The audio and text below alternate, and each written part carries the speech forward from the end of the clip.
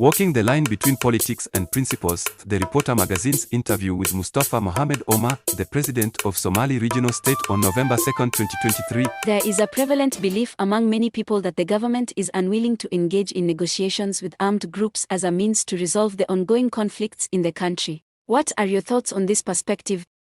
If you look at the recent history of the country, the Pretoria Agreement was the first agreement where a sitting government agreed to sign a peace agreement with a rebel group in the country. That negates what you said, that the government is not ready to solve disputes in the country, because this is one clear example of that. In this regard, the government was not forced at gunpoint to sit and sign a way out of the conflict in the Tigray region. The government has also sent a delegation to Tanzania to sit and discuss with OLA rebels, including the government's willingness to discuss with any armed groups that are now operating in the Amhara region. Moreover, after the reform, the government already made this peace settlement with rebels in the Somali region, who have now become active after forming an opposition political party in the region. The government has also welcomed a number of rebel parties that camped in Eritrea after the reform. Are these not good evidence that the government is willing to resolve political differences? I think they are. So, the burden of proof that the government is not willing to resolve disputes in a peaceful process is on those who say that. If not, prove me wrong with examples such as those I have stated above. But of course, the government also has a responsibility to fight any groups that want to take power by force, and I don't think any government would allow that. But certain armed groups continue to maintain control over significant portions of rural areas. There are no rebel groups, I think, that could threaten the central government. There are conflicts here and there, but I don't think any of them are able to threaten the central government. With that said, the fact that they are or are not a threat to the government should not be the yardstick to measure whether they are harmful or not. They are harmful and hurt the people, even local societies. Therefore, it is the responsibility of the government to end those conflicts. Efforts are underway both in terms of enforcing the rule of law, and also setting in place the right political process to heal and address grievances wherever they come from. So, I think, the national dialogue is one mechanism that tries to solve the different conflicts that we are seeing in different parts of the country. Multiple reports from human rights organizations highlight the widespread magnitude of ongoing violations. In light of these reports, why do you think the government has been unable to effectively address these violations? Well, if you look at the history of the country during any given period in the last 50 years, there were some kinds of problems. I don't subscribe to the school of thought that says that just because social media has made conflicts more visible in today's world, we are in the same situation that we were in the past 50 years, and at any given point in the past, there was some sort of insurgency or war somewhere in the country. For instance, in the last 30 years, I would say before the reform, the Somali region was literally in a hell. How many people consider that 1/3 of the country and the third populous region in the nation was in a hell? We have always had conflicts at any time in different parts of the country. But today, social media has made conflicts more visible. It is good to know what is going on in the country, and it is good to talk about it because that brings solutions, unlike in the past, when violations happened without anybody knowing about them. But we also need to put things in perspective. We should not give a picture of what is happening in some parts of the country, as it has never happened before in the country. That is not true, and again, I am not saying that it is good to have conflicts in the country, but I am just trying to paint a comparative picture of what happened before in the country and how the situation used to be. There are differing viewpoints regarding the impact of revising Ethiopia's constitution. Some argue that revising it would resolve the country's problems, while others believe that amending the constitution would exacerbate the issues at hand. What is your stance on this matter? My position is that of the political party that I belong to. I believe the constitutions reflect political realities and power contestation. It is very common and normal to revise and review constitutions when they outlive their usefulness. Constitutions, by their nature, are also incomplete, and they do not have all the answers. So, some people say that every generation should have their own constitution because the generation has changed, and therefore the kind of dichotomy that is created between the constitution and whether it should be revised or not is, for me, a false dichotomy. Revising the constitution should not be problematic. So, the Prosperity Party's position is that the constitution can be revised, but that does not mean we tear it apart. This is because the constitution has a lot of fundamental elements that are useful to the country. So, the party doesn't subscribe to the school of thought that says the constitution should be avoided or erased as a whole, and doesn't also say that it cannot be touched. Therefore, it is better to look at the part of the constitution that needs revision and to what extent it needs to be revised. In this manner, the national dialogue process will do an inventory to find the key to the contentious points that are dividing Ethiopians. So, that discussion will come up, and I think the right process, which is a referendum, will be organized in order to ensure that what most people would agree on becomes the new constitution. What is the official position of the ruling party regarding the ongoing debate on constitutional revision? The position of the Prosperity Party is that the constitution can be revised, but the good part of the constitution's foundation is still relevant to the political realities of this country. So, it is a centrist position where individual and group rights have to be balanced and ethnic rights have to be respected. But we should also work together to foster a common national unity. This is unlike in the past, when only ethnic differences were blown out of proportion. So, it should be better to create a common national unity, a narration that recognizes the differences between different ethnic groups and religions but also emphasizes what unites these people, and I think that is rightly the position of the Prosperity Party. Before national dialogue and constitutional amendments, there is a belief that addressing past injustices is crucial. In your opinion, how do we do that? I agree that transitional justice is a good mechanism to move forward if you look at the history of successful nation building projects for a country that has passed through the kind of violence ours went through. You know, addressing past injustice in some ways is very helpful. I believe that the process should go along and provide some way out of the past injustice. But also, at one point, we realize we can't undo some of the injustices of the past because it is difficult. Some of the way out will be in terms of narration, some may be in terms of providing contributive justice, or some may be in terms of using what happened in the past as a lesson and trying to do it differently in order to have national harmony. The initiative is much more than this, but I believe it is important to talk about the past. In the context of transitional justice in Ethiopia, should the process begin from 2018, 1991, or the time of the Darg regime?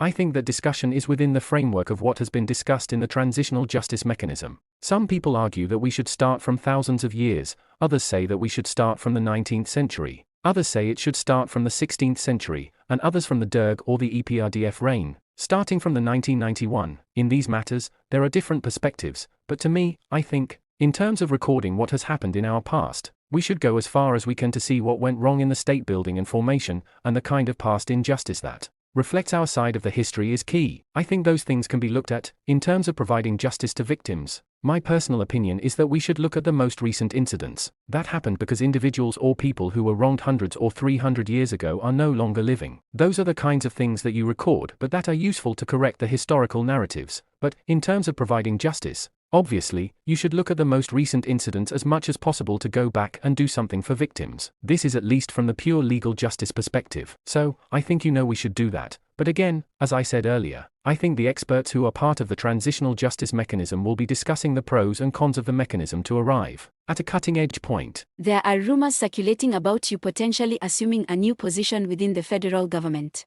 Can you provide any insights or clarification regarding these rumors? It is too personal. Let us leave it. Many people attribute your success to your charismatic leadership. How do you perceive the role of charisma in your achievements? No comment. Let us leave it at that as well.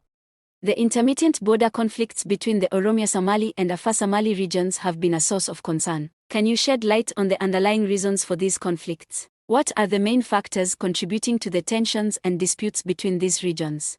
We have resolved most of the conflicts with the Oromia region and, of course, neighboring states that share close to 2,000 kilometers of border. It is natural to have clashes here and there between communities, but there are no political conflicts, and the two regions are at peace.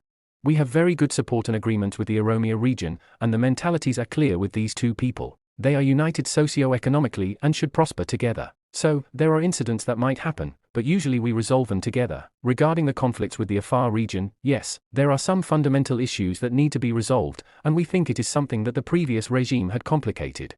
And there are people who were displaced from their land, and we believe those people should go back to where they were displaced. Could you please clarify which side, the Afar or Somali region, is experiencing displacement as a result of the border conflicts? From the Afar side, a lot of Somali people have been displaced. So, discussing political administration issues is another thing. But the people should keep the land that they used to live on for hundreds of years. That is the main issue, but we are discussing these matters, and I think we will come up with a proper solution. Why has the government not initiated major projects for underground water supply to combat recurring droughts in Ethiopia? Drought is recurring because of climate change. Luckily, this time around, we don't have a drought, and the flow of rain was very good, but as you know, every 2 or 4 years, the cycle of drought continues.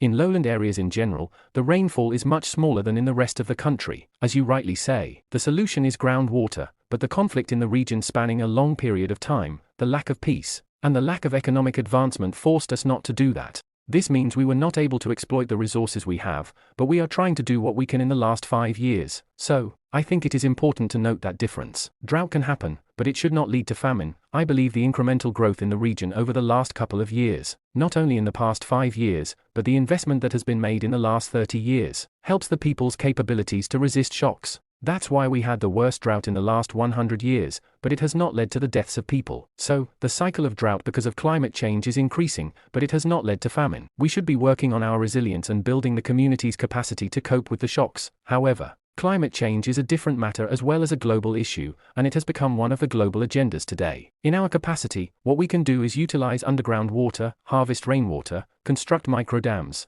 and use irrigation systems with the water resources that we have. So, with the plenty of water that we have, we can manage with water management and improving our agricultural production and livestock modernization. These critical sectors can help us prepare better for drought.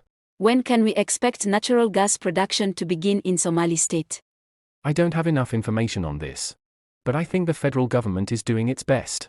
As you know, oil resource issues are handled at the national level, and there are ongoing efforts to build infrastructure able to help produce on an industrial scale unless you do not have the infrastructure. So, the process of exploring and finding the resource has been done, but assessing how much reserve we have and also constructing the infrastructure to utilize the resource is yet to be done. And I think the federal government is doing its best to ensure the use of these resources as soon as possible. The Somali region has been identified as a hotspot for contraband activities. Is the state completely powerless to address the issue of contraband in the Somali region? Yes, contraband is a problem in the Somali region, and it has been a problem for years. But a lot has been done recently with the Federal Customs Authority to curtail some of the products going out, especially the export of goods and fuel. In this manner, we have done something, but you have to realize something. Since we have a border of over 1,000 kilometers, you cannot protect all of it. And when you don't have the systems to control it, it is inevitable that you will have that. Naturally, with contraband, the assumption is that you seal the land, the seaport, and the air as well, and then you establish entry centers. In the situation or in the context of not having that, contraband is going to be an issue, but serious efforts have been made in the last couple of years, and I think the amount of good structures and the amount of resources that we prevent going out of the country is showing improvement, and it has increased as well. The export of chat has been experiencing a decline lately due to internal taxation measures and Somalia's limitations on Ethiopia's supply. Can you provide more clarity on the matter? Chat exports have declined. Discussions at the federal level and in the regional states are ongoing. And I know the National Committee is evaluating the situation and how to resolve it. Additionally, there are unnecessary taxations here and there that might be a problem. But we need to understand the most serious issues, and I believe a holistic investigation is necessary. In the Somali region, we do not allow taxes on exported chat. We have discussed this with the federal government. But there are challenges in terms of contraband as one aspect, and there are also some policy-related issues that need to be resolved. There are reports suggesting a crackdown on media houses in the Somali region. Could you provide further details about these incidents? The media that we banned were those that were not registered in the Somali region. So, all we asked for was for them to go out of the region and get registered with the Ethiopian Broadcasting Authority. But many of them are not willing to do that because the media sector in the Somali region is different from how we conduct business in other parts of the country, and a number of media houses that have their main offices in the Somali region suddenly came into the region and operated using the space that was created. It was not as hurtful to the regional government because the kind of propaganda or the issue that they address is normally related to the things that we see on social media. There is nothing new we are hiding from the media, but it is important that they are admitted and that they are registered. So, when we said you have to register through the broadcasting process, several of them didn't want to go through that process. But if they want to follow that procedure, we are ready. The important thing here is not the number of media outlets that we have here, but the number of perspectives you hear in the Somali region. There is always a difference between plurality and perspective. You can have 1,000 media houses that talk about the same thing, or you can have 2 or 3 media houses that have different perspectives. So, in terms of perspectives, in our region, I would say there is complete freedom of speech. If you go to Jigjiga today, on social media, BBC, VOA, and international media, all of them are calling the villagers, asking for information, asking for details, and we are responding. Officials go live addressing issues. And you know social media has become mainstream media for people, and people follow that. So, there is no interest from our side to curtail freedom of speech, and we also don't want to encourage yellow journalism by allowing unregistered media to operate in our region, which usually focuses on clan conflicts. This is because, based on what we see in those media operating in our region, they are usually busy bringing clan narratives to the region, which is not helpful at all to our communities. Every morning you call a certain elder and say that this community is angry against that community, and those kinds of things border on clan incitement. So we don't allow it in our region. Following the resolution of the northern conflict, Prime Minister Abiy Ahmed established a national committee aimed at combating increasing corruption. However, reports suggest that the anti-corruption efforts have not been successful. Can you provide more information on the matter? I think the anti-corruption task force that the Prime Minister has organized has done a lot, and the reports are out there that show how many cases have been identified, and I think it is also good in terms of deterrence, showing that something is going to be done about this. I believe it is important to build the morale of society as well as the institutions that detect and protect against fraud and bad practices. At the same time, it is also equally important to set the political commitment at a higher level. And again, the formation of the commission was a statement of intent by the Prime Minister and the ruling party.